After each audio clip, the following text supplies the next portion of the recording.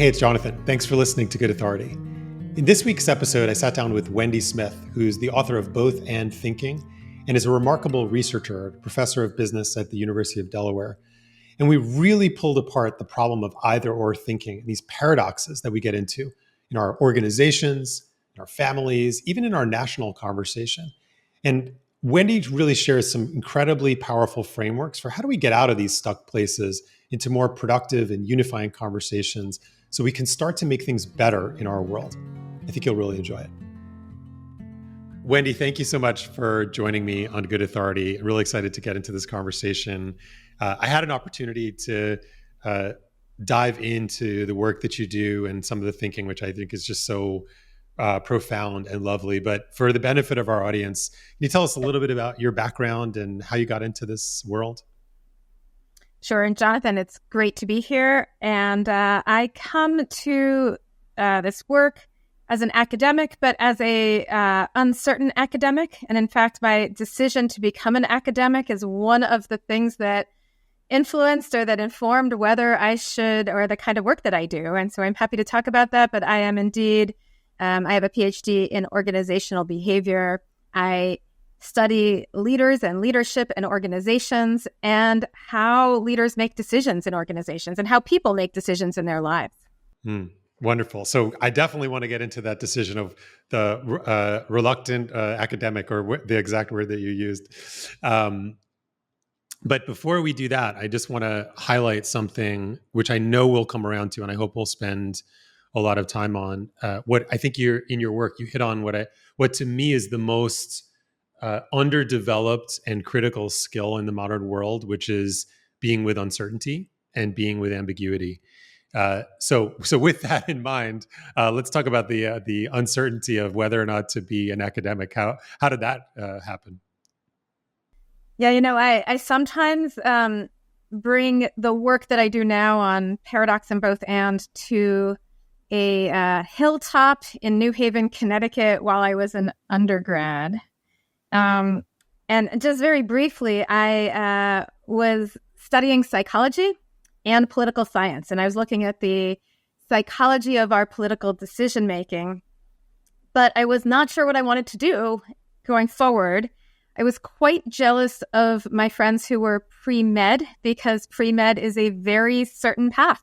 There's a lot of clarity and certainty. And I actually took a semester of biology and chemistry thinking that I wanted pre-med when what I really wanted was certainty. And it was right before the summer of my junior year, I felt very uncertain about what I wanted to do. And I remember biking up what is in New Haven, East Rock, and sitting at the top of East Rock and feeling like maybe if I just sit and meditate here, some divine intervention would come and I would know exactly what I wanted.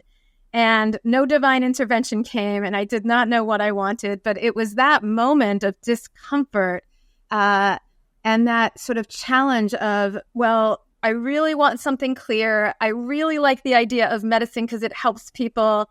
I really don't know what this path of psychology, political science, what I thought of was a leadership path looked like, but it's what I love to do. So how could I find what I love to do and figure out how to go forward and figure out what it meant to help people? And that was the question I was asking. I got no clear answer at that time, but that has informed so much of how I think about decision making.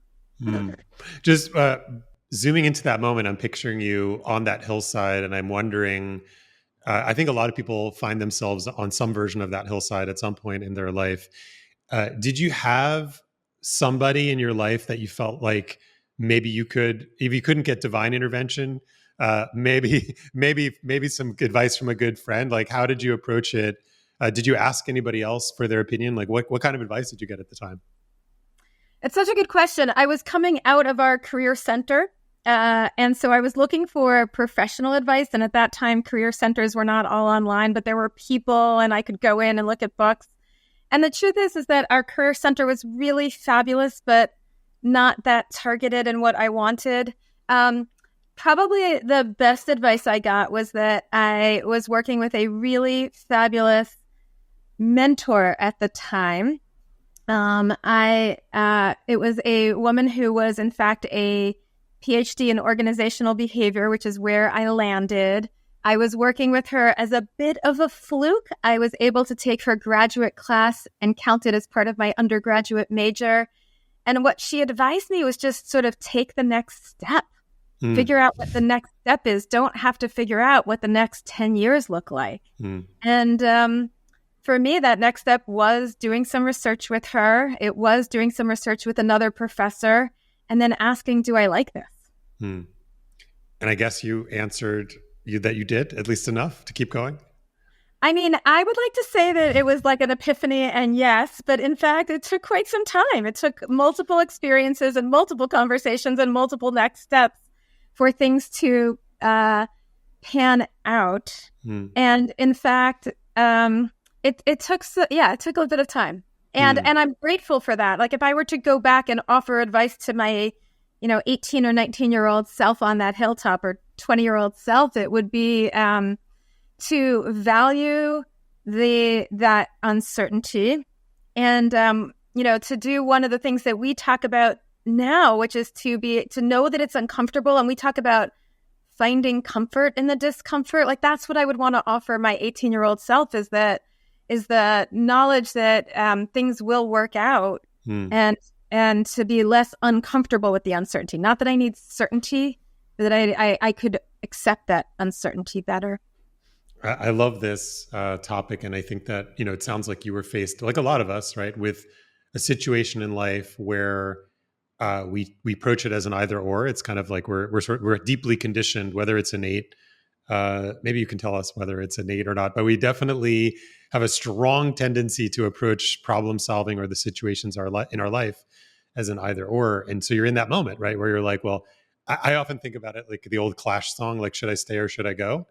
Right. And it's like we have these moments like whether it's job or career move. And it's like it's hard to get, it's very difficult to get out of that either or mindset and to embrace that discomfort. Certainly as a 19-year-old, I know I faced several of those decisions myself.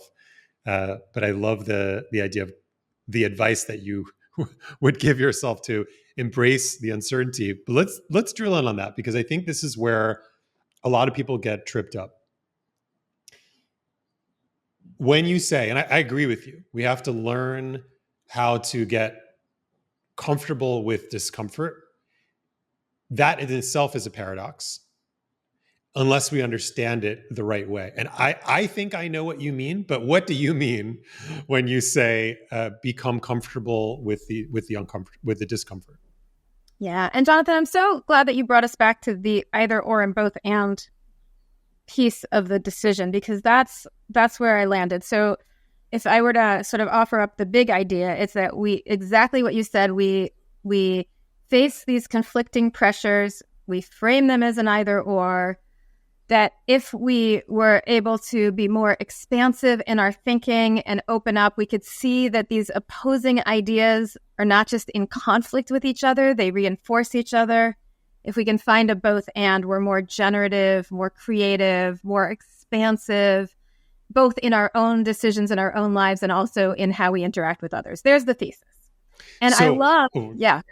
I don't want you to pass this moment, because I think I've never heard anybody articulate it in the way that you did, and in something that I read of yours, which I think is so important for us to understand and go deeper on, which is this idea that when we face a situation, we approach it from an either or mindset, we're reinforcing the polarity of the either or in our orientation. Can you say more about that? Yeah. And so if you would take, for example, my career decision, I really framed my decision as either I'm going to be a doctor, which I don't really want to do, but I really love both the clarity of that decision and the idea of it helping people and the direct help. Or I'm going to follow something that I really have loved and valued, which is this idea of leadership, but that is so diffuse and I don't know what that means. And so it's very uncertain. And I don't know where I would be going exactly with this. And I'm not sure how it directly helps people in the same way that, saving someone's life does. So in that way, I saw these two options as I need to make a decision about my career. And I saw them as really polar opposites, certainty versus uncertainty, direct impact versus some diffuse impact, what I love versus what I'm not sure I really love on a day-to-day level. I just saw it as I had to choose between those as complete opposites. And that's the kind of reinforcing thing that we do all the time. Whether it's in our individual decisions about our lives and our careers, should I stay or should I go in a career option? We have a whole chapter in our book, should I stay or should I go? And I also sing the song, or if I'm a leader in an organization, should I invest or not invest in some strategic decision? Should I focus on what I already have or innovate for the future? Should I focus on the short term or the long term?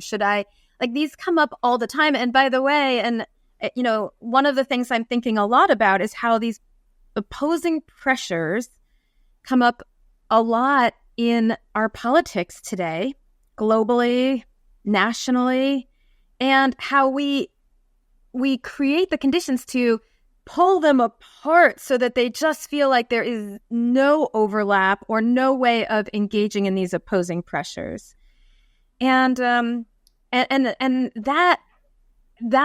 is comforting in part because if we make a decision between them, there's more certainty there. It's exactly like me sitting on that mountaintop, but it is really, we say in the book, it's limiting at best. It minimizes some more creativity, and it's really detrimental at worst.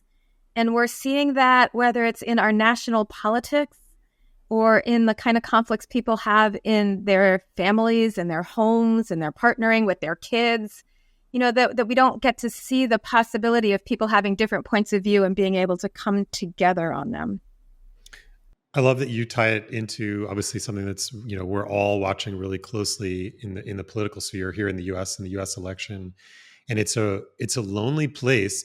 It's a weird thing. It's a lonely place that a lot of people are in, is seeing the binary, right? Seeing the left or right, blue or red, MAGA or anti-MAGA, and trying to say, wait, okay, well, there's something to both sides. Like both sides have compelling arguments and big blind spots, right? And can we talk about that? And I know, I'm a very amateur social media user.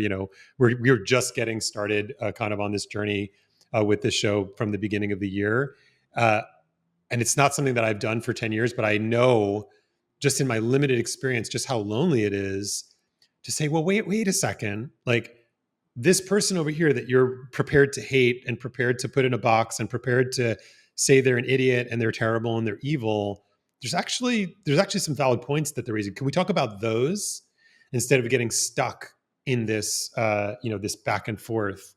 But unfortunately, we live in this world where the reinforcing of the either or is very lucrative, right?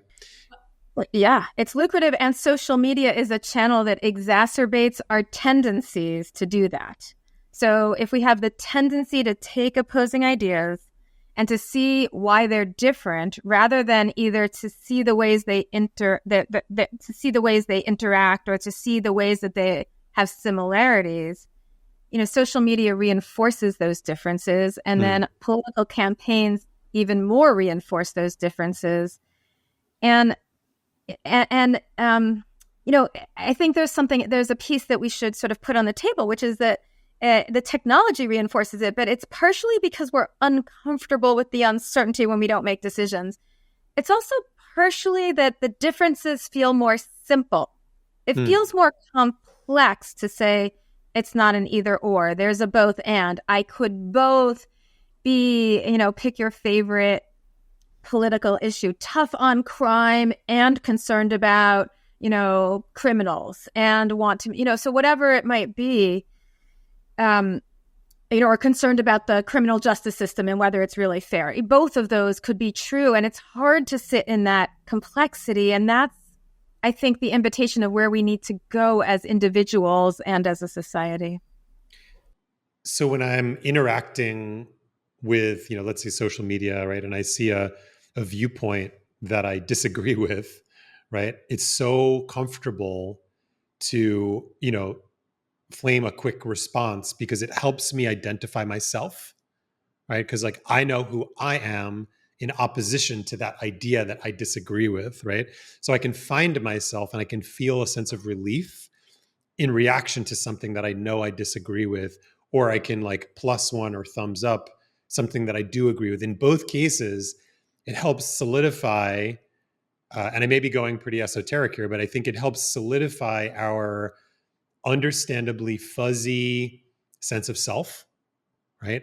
And shore up any holes that we might feel in our identity, right? Because it helps us do that. So how do we start to pull that apart, right? In terms, at least in understanding the research that you've done, when you're working with an organization and you're working with a leader, and you see that they've fallen into the trap, so to speak, of either or thinking, and they can't find that more complex place. Like, where do you start? How do you start to unpack that for people to create a solution?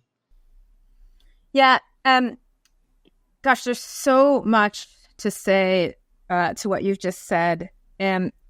First of all, I want to just empathize and acknowledge, like, national polling is reinforcing the extent to which the era of our technology and social media, the Pew research will show that we have become so much more polarized in the advent and expanse of social media.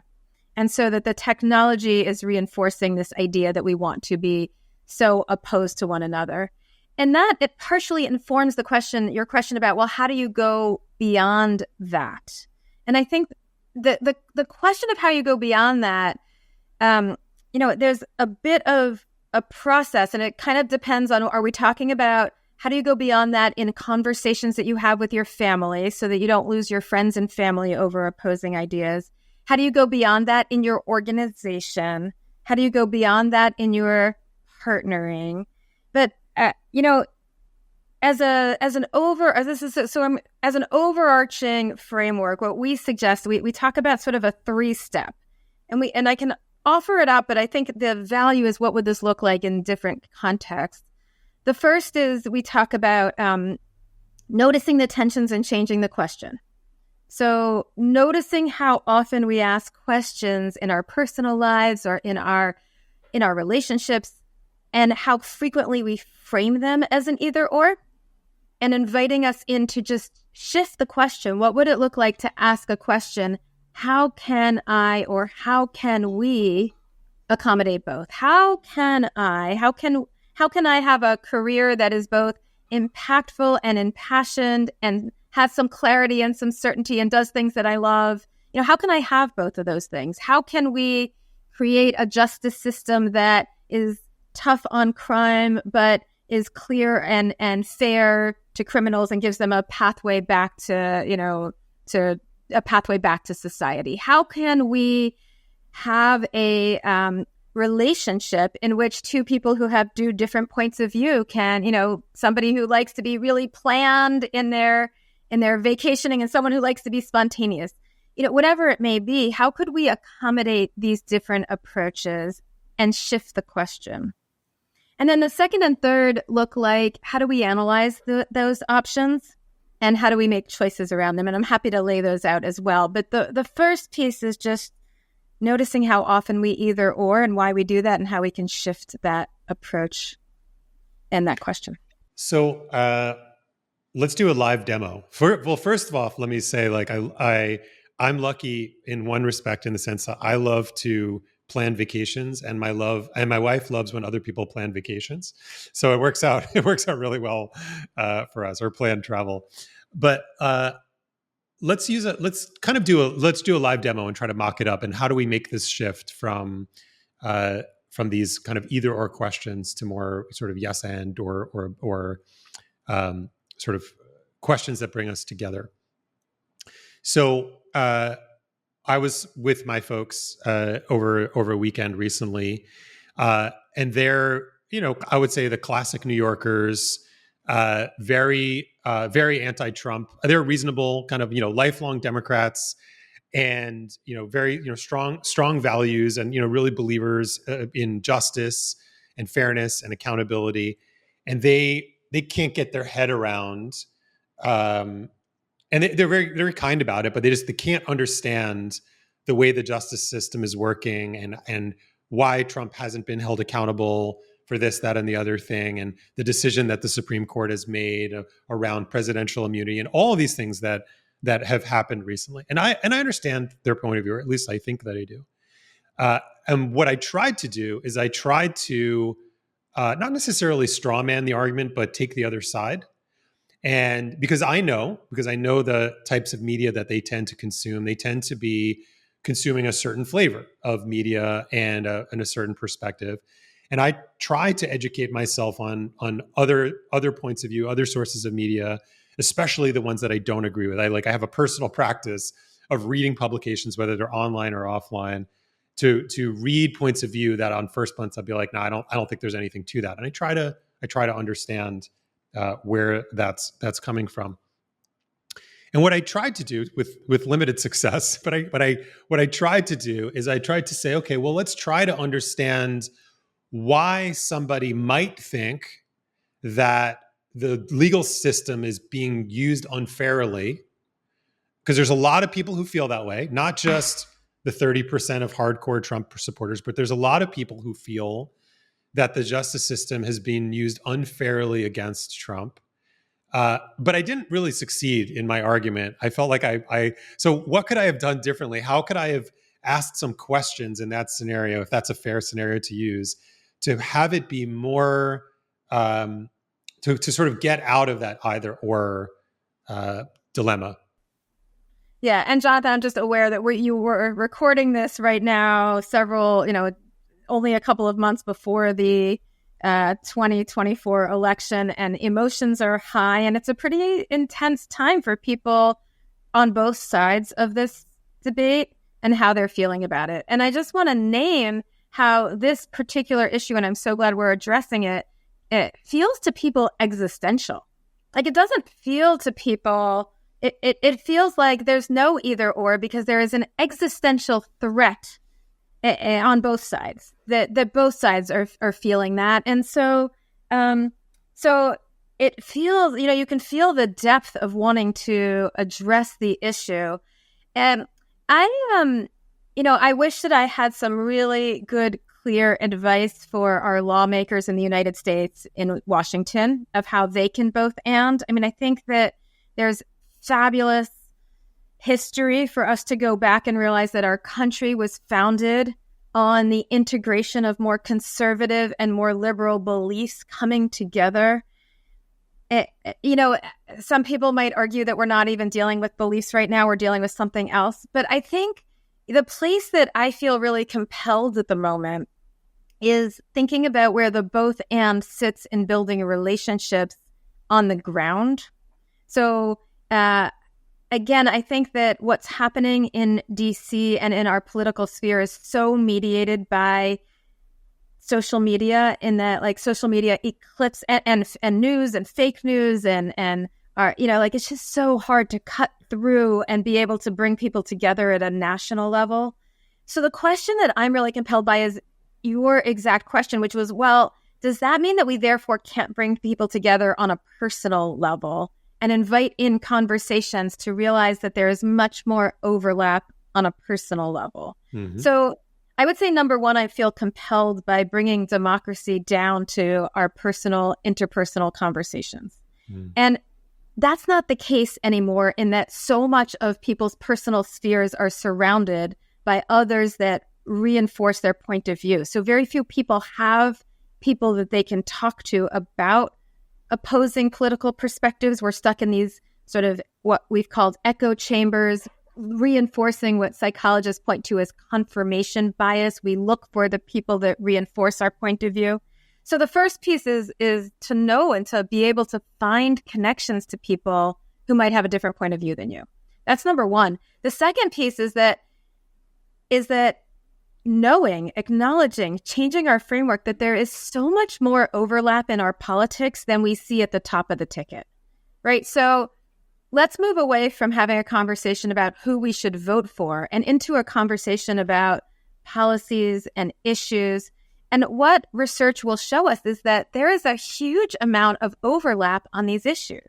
So when the Dobbs decision came down, that was the decision a couple of years ago restricting or placing the question about the right to abortion into state hands, I got into a conversation. So I would fall on the more liberal, progressive Democrat side of wanting to expand, rights for women.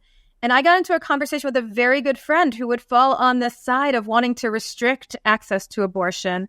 And because we had we had a conversation that was not about trying to convince one another of our points of view, but to understand.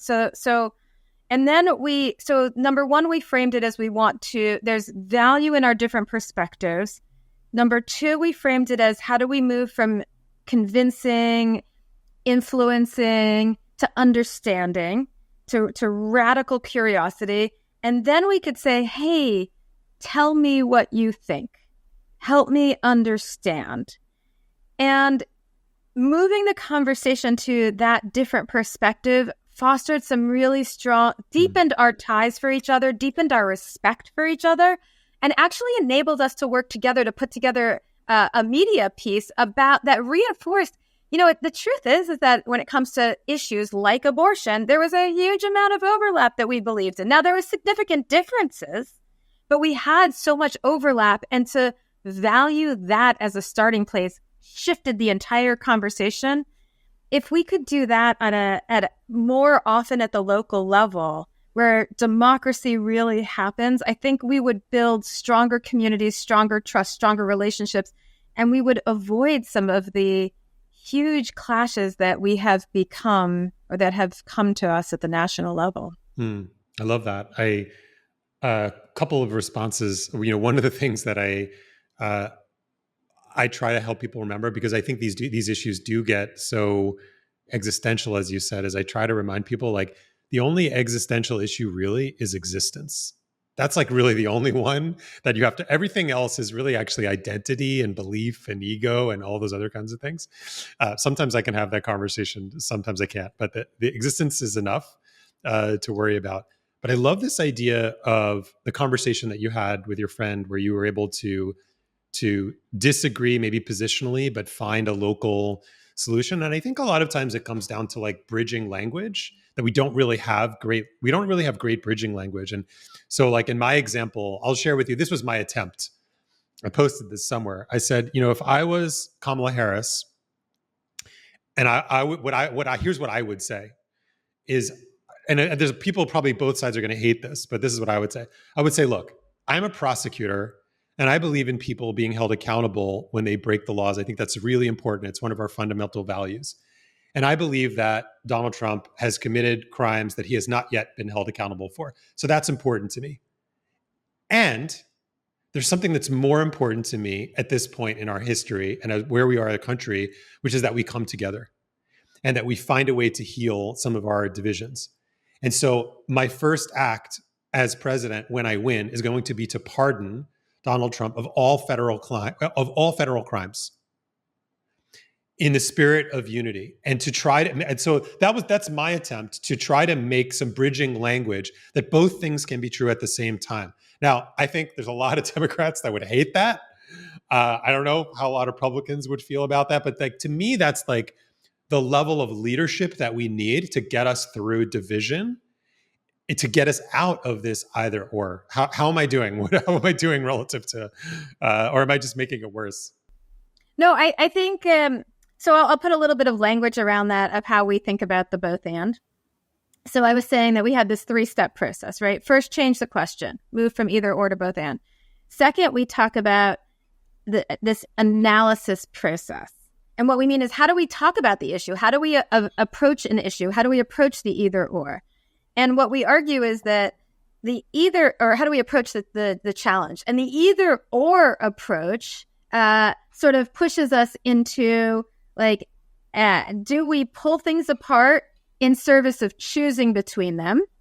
Or do we pull things apart in service of finding a connection, right? So the approach to listen, to engage, to understand what the opposing sides are like whether it's in my individual career choice of what I'm going to do, what is each side about, or whether it's in an organizational leadership choice, like what am I going to do about a product design, or what am I going to do about an innovation or sustainability issues that I have to navigate? What are the different sides? How do I pull them apart, not in service of choosing, but in service of connecting? And then the third piece, and this is where it sort of speaks to what you were just talking about, is that we talk about what are the outcomes that you're looking for in both and. So in an either or, it's pulling apart the options, and the outcome you're looking for is which choice am I going to make? Which option am I going to choose? In both and, we talk about two different kinds of options. One is what I think people think about when they think about both and, which is that there is a win-win classic integration. We call it a creative integration. Everybody's happy. And in the book, we use the metaphor of the mule, because the mule is the oldest biological hybrid we've ever bred, right? So it's the stronger than a donkey, smarter than a donkey, stronger than a horse. Bring them together, you've got a mule. So you get this win-win. And I think that's the kind of response that you're pointing to there. Like, is there a win-win where you could accommodate these opposing sides in one solution? The other possibility, and I think that people miss out on this, and this actually came from my very first research study that I did when I studied top management teams at IBM and how they were making strategic decisions. And I'm, happy to talk about that. But the other possibility, we talk about being consistently inconsistent. And what we mean by that is that as you're facing these opposing pressures, not every decision is going to be a win-win. Sometimes you're going to choose one side and sometimes you're going to choose the other. But the goal is that over time, you're making these choices, you're making sort of slight oscillations between the two, so that sometimes you choose one, sometimes you choose the other, but you're kind of balancing over time across both of them. And the metaphor we use for that is tightrope walking. And what we mean by that is, a tightrope walker goes forward. They're on a tightrope. It's slim, but they're never fully balanced on the tightrope. They're always balancing, which means that they're slightly shifting left and slightly shifting right between their decisions. That's the way that sometimes, or that oftentimes, our either ors or our tensions or opposing pressures get accommodated, is that sometimes we choose one side and sometimes we choose the other. And I like to say I have 3 kids. I have a set of twins. And, if we always tried to find the movie that everybody in the family liked, that both of my kids liked, we would have like a very slim margin of both and movies that everybody liked. But so movie night became, everybody gets a different night to pick. And so that over time, we're accommodating everybody's taste and accommodating everybody's needs. And so nice. I think that's part of the both anding. There's something implicit in there that I think is really important for business leaders that I just want to call out, is that way of thinking needs to be articulated, right? It needs to be announced, because the tendency is going to be that either or, we're pulling the issue apart and someone's going to win and someone's going to lose, right? But if the leader of a team or a system or parent says, hey, here's how I'm approaching it. We need innovation and stability. It's not in either or.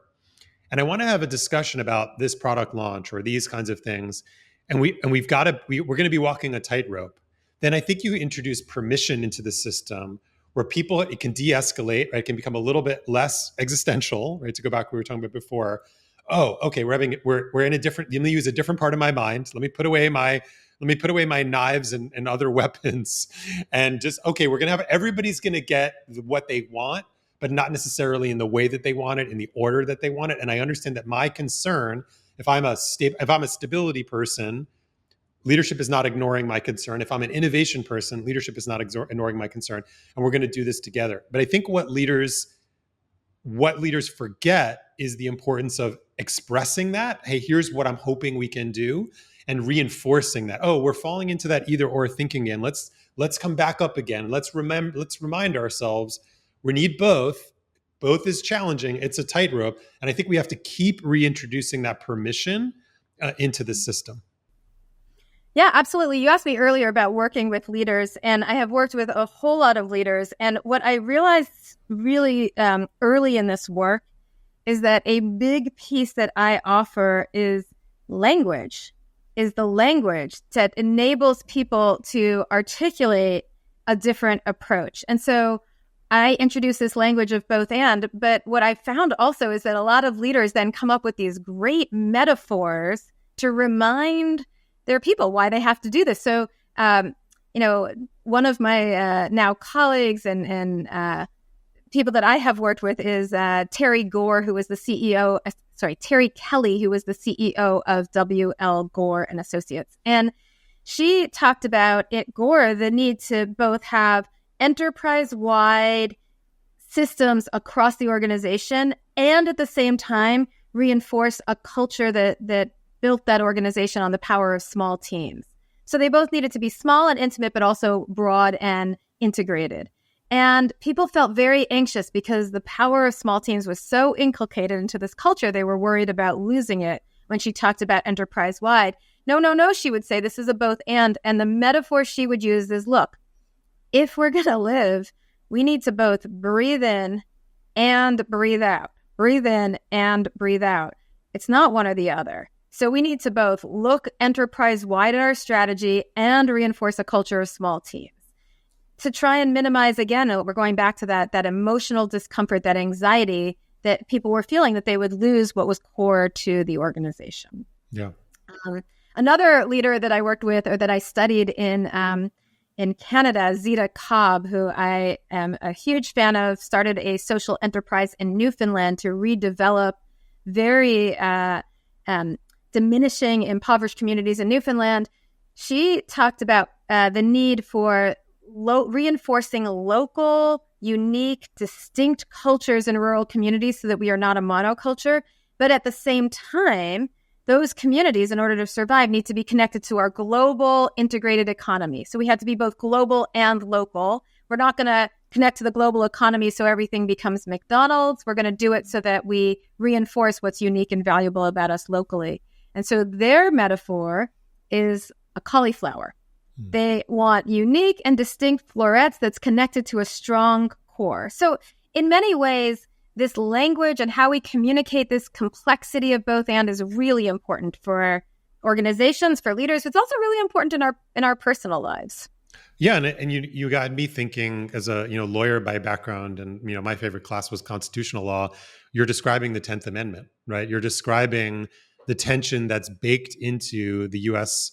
political system, and it says it right there, and it's a tough one. The 10th Amendment says any power not expressly reserved by the federal government is retained by the states, right? That's our way of saying, hey, local is important, but there are some issues, some standards that require enterprise-wide agreement and understanding. And when it goes too far in one direction, we've got to dial it back. But that principle, right? The cauliflower, example. There's a tension that's in the system, and we have to be able to live with that tension and that uncertainty, because there is no easy answer, right? And those systems are complex if you want to honor the local heritage and be part of a bigger system. And so it challenges the participants in that system to hold that tension. And we're not so good at that these days, right? It's part of the casualty of this either or thinking. Wendy, before I let you go, I want to talk about something else that I loved. You talked about going down rabbit holes and the loops that we get into. Can you share those examples of kind of the patterns that you identified of that either or thinking? Because I think they're really great ways to illustrate and will help people notice when they get stuck into some of these into these eddies. Yes, absolutely. So in the research that we do, we start off by saying, okay, why is either or a problem? I mean, again, just to remind us that even in this conversation, either or is simpler, it's more comfortable, but why does it create a long-term problem? And so we lay out 3 patterns of vicious cycles, how we spiral downward when we lean too far into the either or. So the first is we talk about as the rabbit hole or intensification.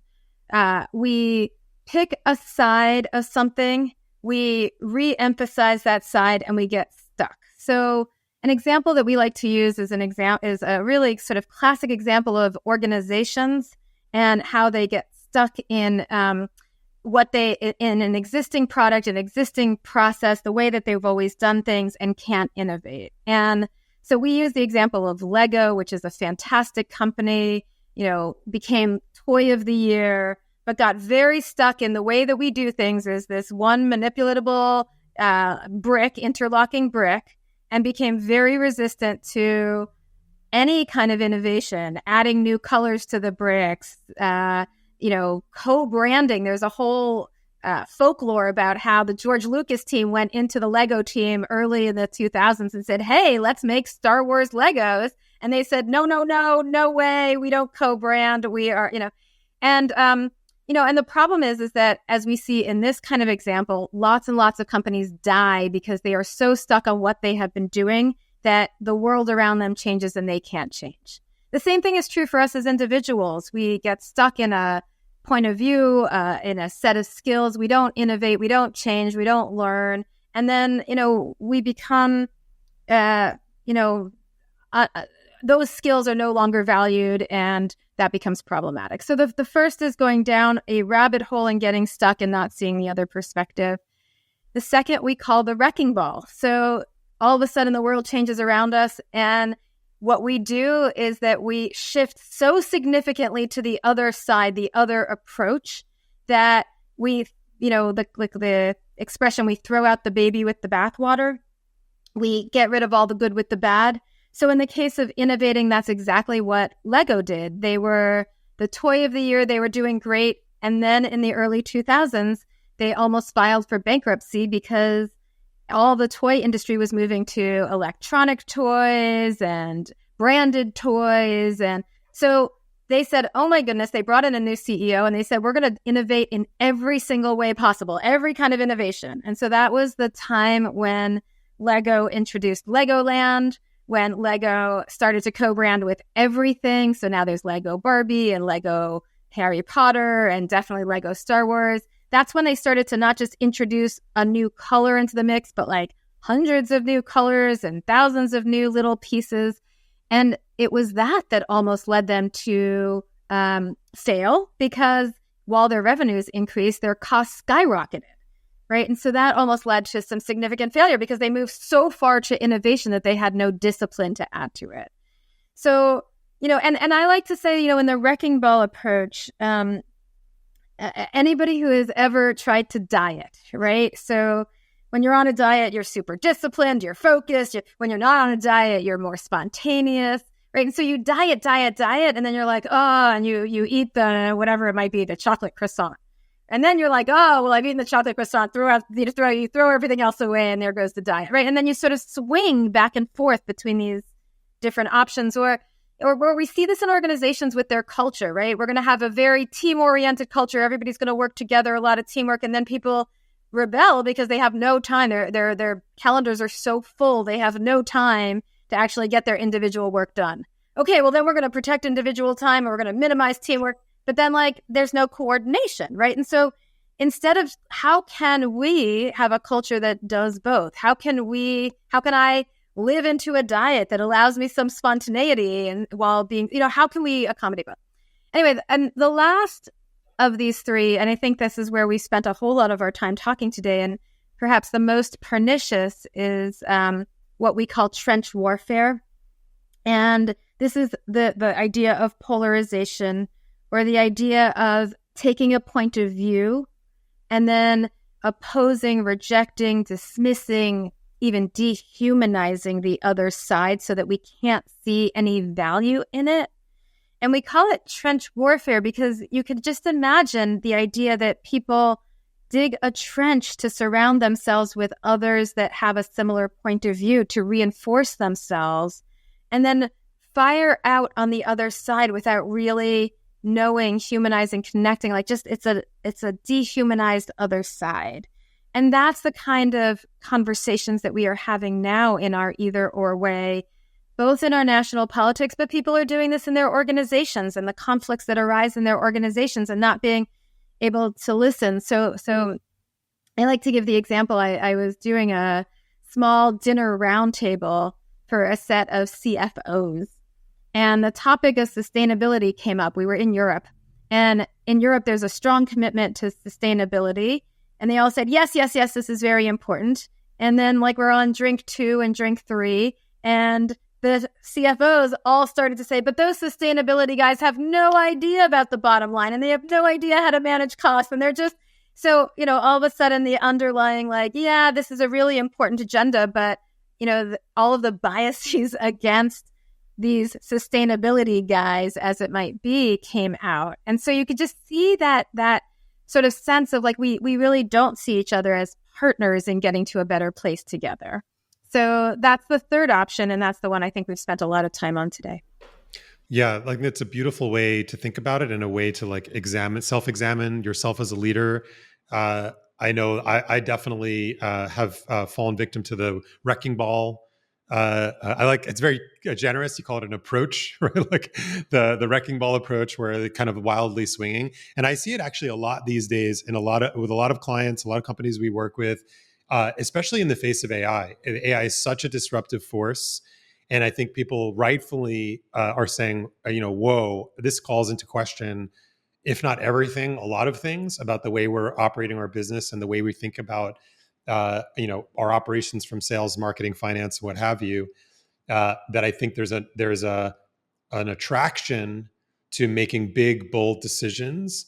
But I think what you're calling out is a really important reminder to not lose the essence of what got you there, right? And to maintain that, and to bring that into the conversation. Hey, we do need to do something dramatic, maybe, but how do we do that in a way that honors our heritage and gets us out of that either or thinking?